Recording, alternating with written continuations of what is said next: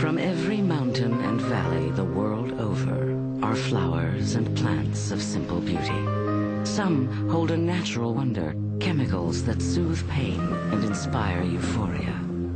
At times they've been hailed as a gift of heaven, but in the last century they've been condemned as a scourge of man. Once, marijuana, cocaine, opium, ecstasy, LSD, even heroin were perfectly legal.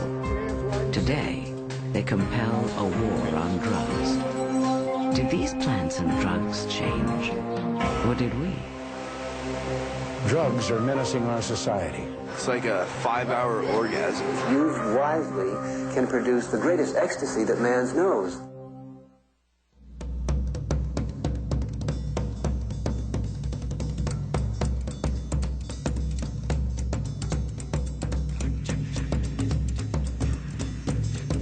Every generation's youth have danced the night away, from the jitterbug to the twist.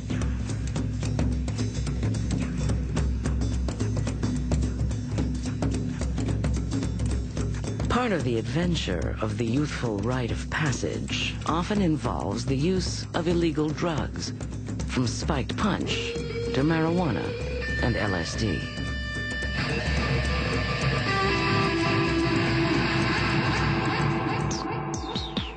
At the start of a new century, adolescents are flocking to a new illegal drug called ecstasy, sold and distributed at raves, dance parties that grew out of the culture of the drug and fostered its popularity. But my favorite drug in the whole entire world is ecstasy. Imagine if you just won $100 million in the lottery, and everyone around you has also won $100 million in the lottery. That's what it feels like to be on ecstasy, where you feel this great high, you feel everyone else is also high, everyone else is just great, you feel close to other people. Oh, it's like a 5-hour orgasm. This is not about like opium where you want to go zone out and drop out. It's not that kind of escape. It's not let me drop out of the world and do nothing. It's let me have excitement. Let me do something wild and different. Let me enjoy this because I want to be awakened to it. I want to run around and get involved. Right on, man. Cool. Adolescents throughout history have used illegal drugs in rebelling against the prevailing social values of the day. If you look at the late 60s, drugs like LSD and psychedelics were quite popular. And I think then people were responding to the oppressiveness of America in the 1950s and the early 60s and really seeking sources of expression, really seeking to create an alternative universe, if you will.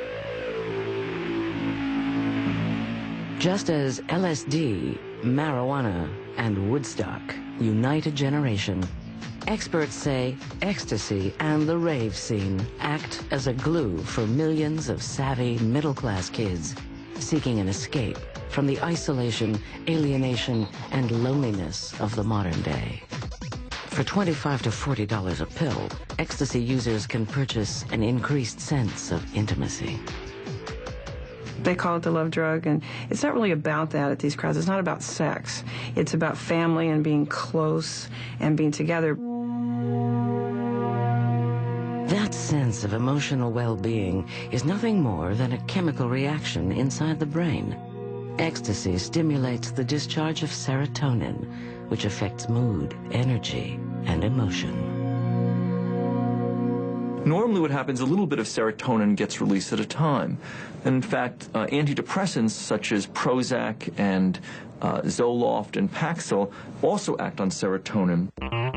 What ecstasy basically does is it takes serotonin and releases it all at once. And the next nerve gets all the serotonin and just goes berserk, basically. Intimacy, empathy, openness. The chemical compound that inspires these feelings is methylene dioxymethamphetamine, or MDMA.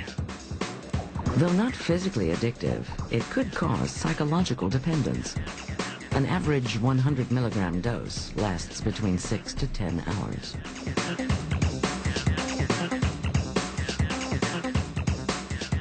The chemical precursor to the party drug of the 90s is patented by German pharmaceutical giant Merck.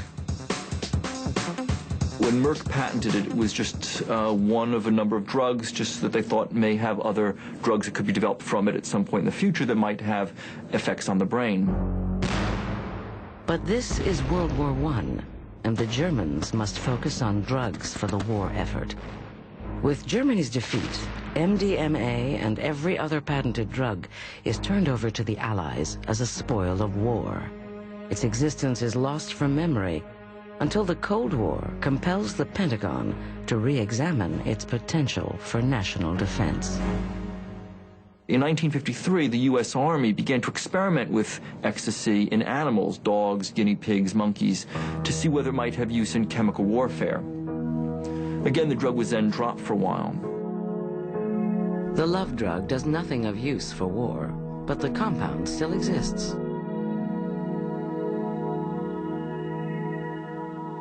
Now, realize at that time the chemical had been synthesized, but it had not been produced into a pharmaceutical product. So it existed in the books. Someone could look it up and make it, synthesize it, but no company was producing it because it had no medicinal use. No known use. But what if the drug's empathic qualities could transform the way people relate to each other? In 1977, Alexander Shulgin, a medicinal chemist in California, synthesizes the compound and introduces it to local psychotherapists. Psychotherapists in the 70s and 80s really latched onto this. It was not illegal then. It was just a chemical substance that existed in society. And a lot of psychotherapists, particularly out in the West, used this in very valuable sessions to help their patients. And apparently, at least from the anecdotal information, it was very, very successful. Often it was used in marriage counseling and marriage therapy, in which members of a couple would have trouble talking to each other, and ecstasy made them feel close to each other, made them trust each other more, and so therapists began to use it and advocate its use. In the psychotherapeutic community, MDMA is called empathy. Its effect is likened to a year of therapy in 6 hours. Had MDMA not strayed from that community and that use, it might have remained legal. But beyond the therapist's office, it becomes wildly popular. And that is the beginning of the end for the legal use of ecstasy. Hooked illegal drugs and how they got that way will return in a moment. What ecstasy does for me is basically every breath I take, it makes my teeth chatter, my eyes flutter. I mean, I'm just like, ooh. In the late 70s, empathy becomes ecstasy when it jumps from the therapist's office to the party scene. A therapeutic user in Texas sees its recreational potential and arranges for a local chemist to make it, then markets it to local bars. So they would go into clubs in Dallas and Austin, elsewhere in Texas, and have ecstasy nights or have ecstasy bars or ecstasy clubs, and you can buy it over the counter in a paper cup, and it was legal. In some bars, it outsells alcohol, but its excessive, unsupervised use outside of a clinical setting becomes its downfall. There were a lot of incidents where young people were overdosing. There were a couple of deaths, but it's still arguable as to whether it was caused by ecstasy or not.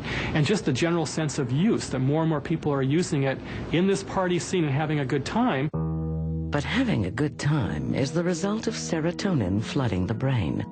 And that dramatic release is what makes ecstasy potentially dangerous. The problem is that cells, when they dump all that serotonin, then often degenerate. Parts of the cells die, and when they grow back more haphazardly. You may be interfering with memory, you may be interfering with depression, you may be interfering with a whole host of things that are important in normal functioning. The agony begins when the ecstasy wears off. After a night of partying and a day to sleep it off, the brain is left with very little serotonin. A weekend of ecstasy can result in a phenomenon called Suicide Tuesday, as described in the diary of this 19-year-old female. At this moment, I found myself crashing. Things are really hitting and hurting me now, and I'm scared to death. I find myself so depressed. I can't escape this sadness, this need to live in a false reality. I feel so empty. But when I'm on E, I feel so incredible. More can go wrong than just feeling blue. Overstimulated, overheated, and feeling too good to notice, a small number of ecstasy users have literally danced themselves to death. It opens the door to dehydration. If you don't hydrate and drink enough water constantly during this time, body temperature soars up to 107, your brain fries, literally, and they die. In 1982, Texas Senator Lloyd Bentsen brings awareness of excessive ecstasy use to Washington and the Drug Enforcement Agency. Under the authority of the 1970 Controlled Substances Act,